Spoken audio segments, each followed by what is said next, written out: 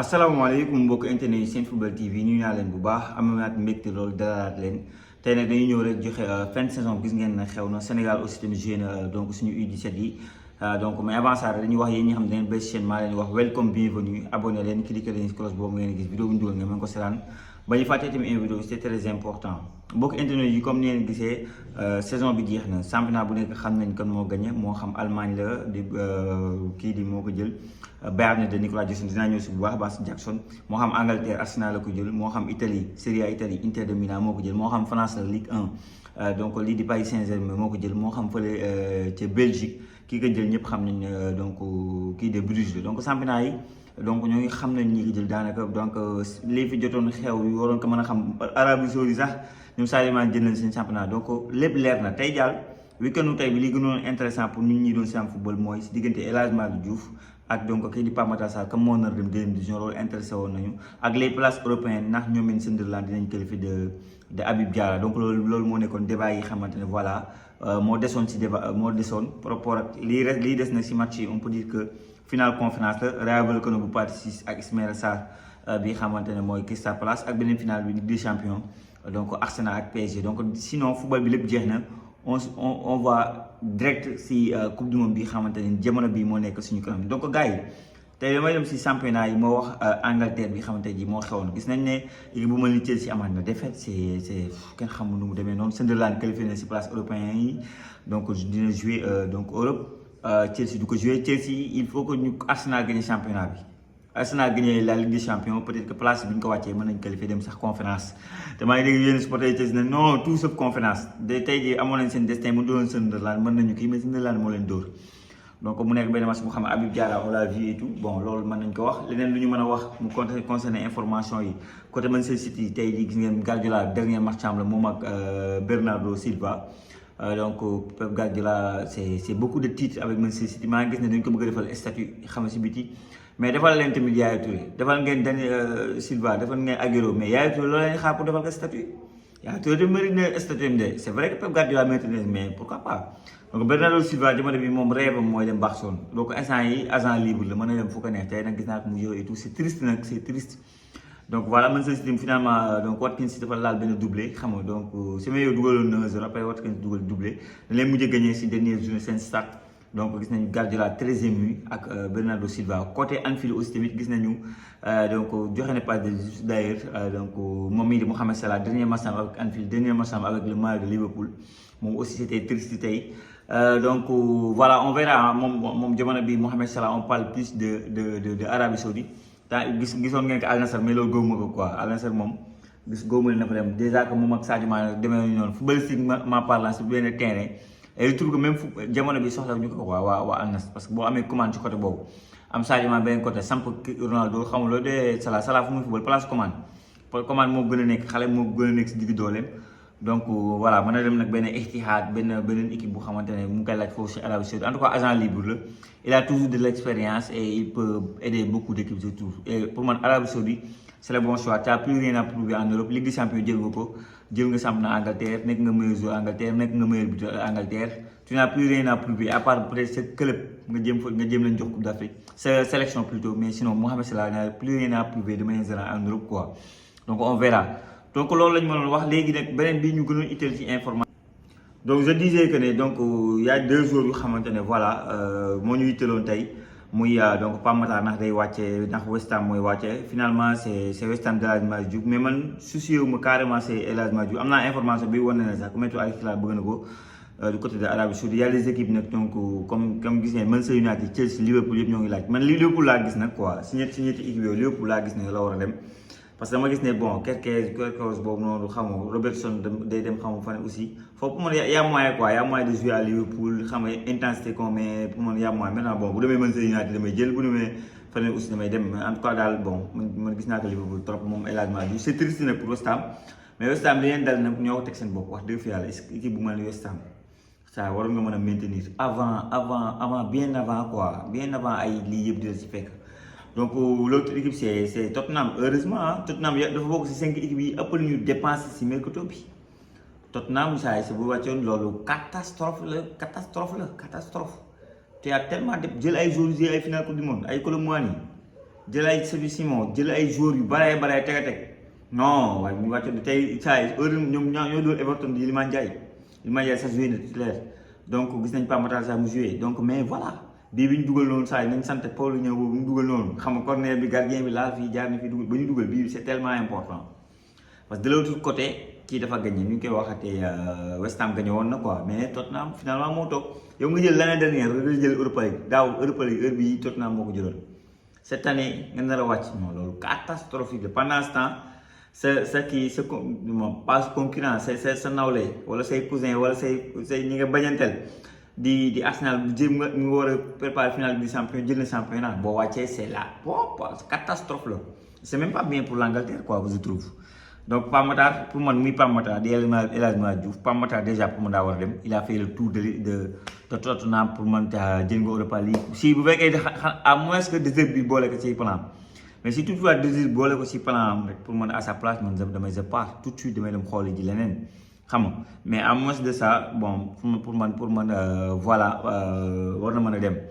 donc El Hadji Malick Diouf aussi wax naa leen si wax donc mën nañu wax aussi félicitations à Habib Diarra bi dina mën a jouer Europe avec le maillot de Sunderland faut le dire félicitations et voilà sinon bon la saison bi moo ngi noonu Iliman on verra la lay décider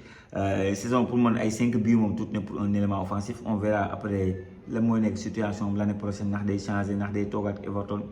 mais pour moi li ngay gën a déterminé mën na bokk si coupe du monde bi nii coupe du monde bi boo fa amee vitrine la quoi loo fa def rek ay lu ñaan Sénégal sori le point le possible quoi am na performance yoo xam boo fa defee pour mën a dem les grands cadors d'Europe moom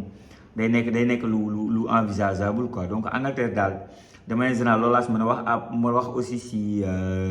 si Bruno Fernandes bi dans le record de passes décisives si xam nga donc de Thierry Henry moom il a fait 21 passes décisives ce soir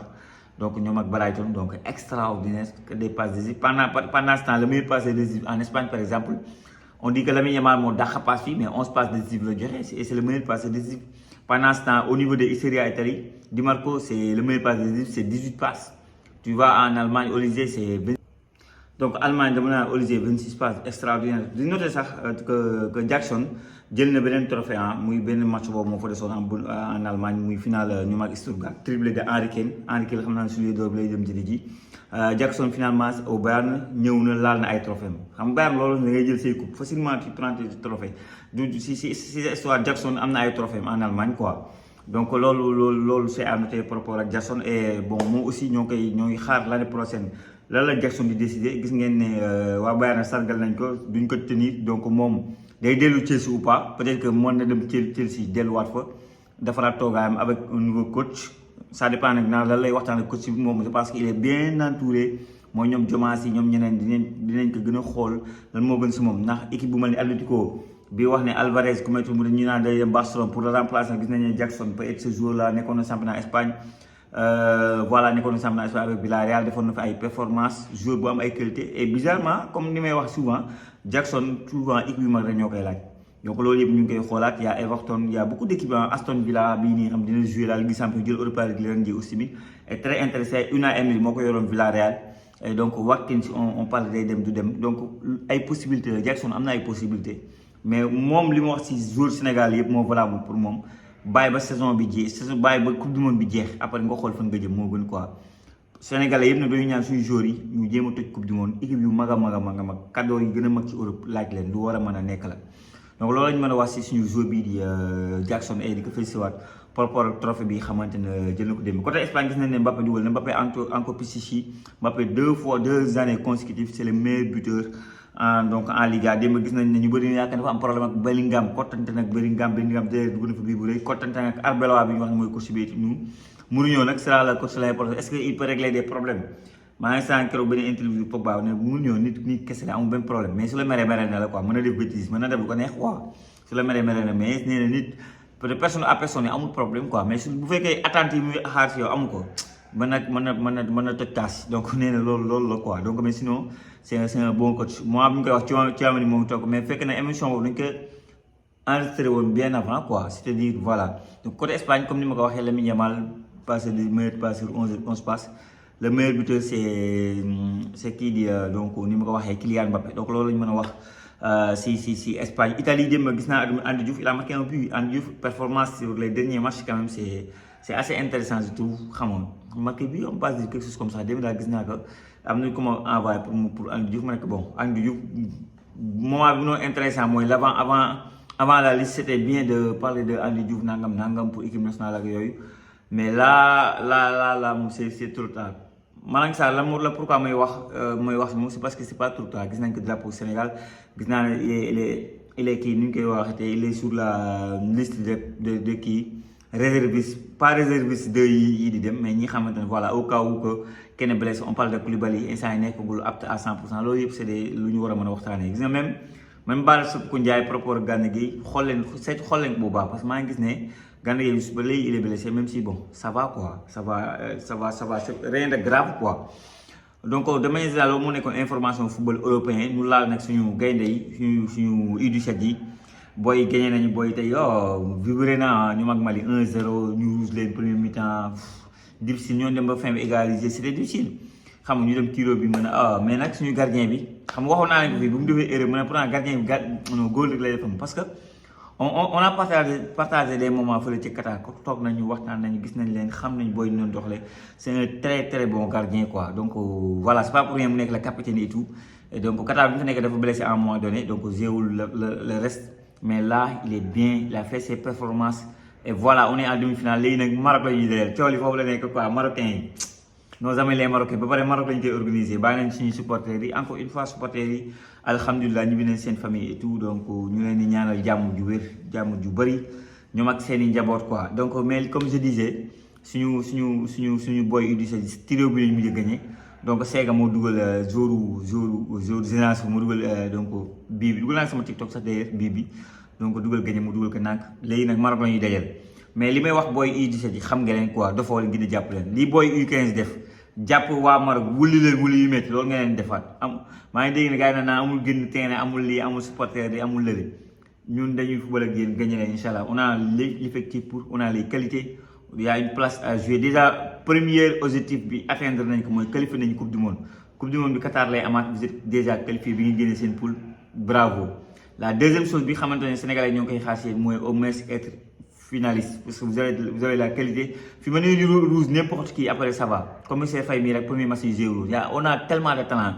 maanaam parmi les U17 bi mujjee jaar récemment bi est-ce que ëpp si ay talent c'est que génération ñoomin kii ñoo garaawoon rek génération ñoomin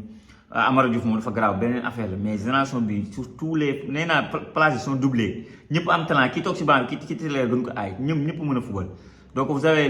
la qualité vous avez les supporters vous avez tout le monde pour faire quelque chose d'extraordinaire jëli U20 et faudra battre le Maroc ce sera difficile mais on sait que man ngeen ko def vous avez les pleins pouvoirs war ngeen ko mën a def aussi donc gars yi di la bëggoon terminer en beauté donc par rapport à la belle saison mën nañu wax aussi si Ismaël Sarr la j'allais oublier Ismaël Sarr bi xamante ne moom lañ jox meilleur joueur de Crystal Palace tey moom dañ ko décorer gis naa ko ak ñaari trophée par les joueurs, par les fans, le meilleur joueur de Crystal Palace, c'est donc kii di Ismaël Sarr donte gars yi Arsenal te gagné